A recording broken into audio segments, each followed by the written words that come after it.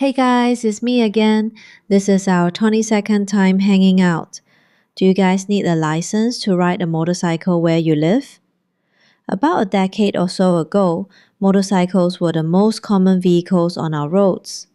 Unlike today, where we have e-bikes, which are capped at 25 kilometers per hour, so you don't need a license to ride them, and a lot of people just skip the motorcycle test altogether, motorcycles can hit high speeds. So if you want to ride a real motorcycle, you absolutely have to get a proper license. Getting a license back then wasn't nearly as convenient as it is now. I remember learning to ride, and the driving school was just complete chaos. After I paid the fees, the staff told me how many hours I was entitled to practice, and once those were up, that was it. I was told I could book my own slots. Whenever I wanted to practice, I just had to call and make a reservation. Sounds pretty good, right? Like it was flexible and professional. But in reality, when you showed up at a practice course at your booked time, you'd find a nightmare. In just one 4-hour morning block, there were nearly 30 people showing up, but only 6 or 7 bikes available. Everyone was supposed to get 2 hours of practice, but with that many people and no system for a queue, it was a mess. Whoever finished riding would just hop off, and the next person would hop on. But with so many people waiting, who could even tell who was next in line? It was basically a free-for-all.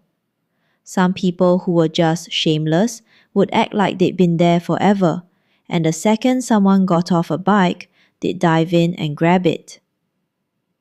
As for me, I've always been on the timid side. I was the type who would just wait my turn patiently, and if someone cut in front of me, I wouldn't say a word. So even though I had booked my 2-hour slot and was the first one to arrive, I'd often end up being in the last group to practice, meaning I had to spend the entire morning just hanging around the course. I had no other choice. To make sure I got all my practice time in, I just started showing up at the crack of dawn, waiting super patiently. It meant long, grueling hours of waiting, but at least I knew I'd get my turn before the instructors called it a day. Under those terrible conditions, I honestly doubted if I'd even be able to finish my required hours before the test. And to make matters worse, once I actually got on the bike, I realized I couldn't even master the basics. The first part of the test was the cone weave, navigating the bike through a series of S-shaped cones. At first, the bike felt totally out of control, and it kept wanting to tip over. I was struggling with every single part of the test. I kept looking for an instructor to show me the ropes, but there were way too many students and not enough staff.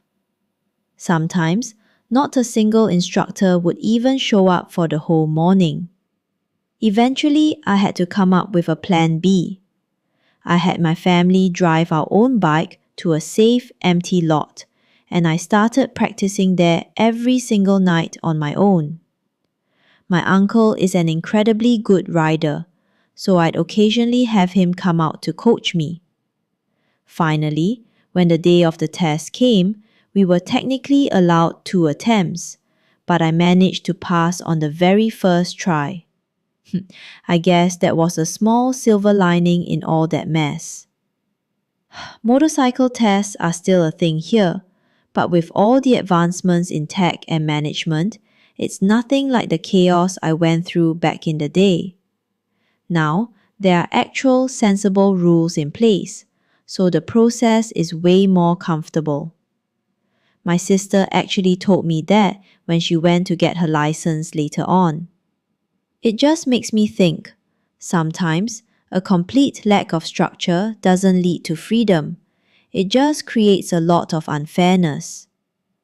That's all for today's little story. Thanks so much for tuning in and listening. I'm Ping, a new YouTuber, and I'll catch you guys in the next one.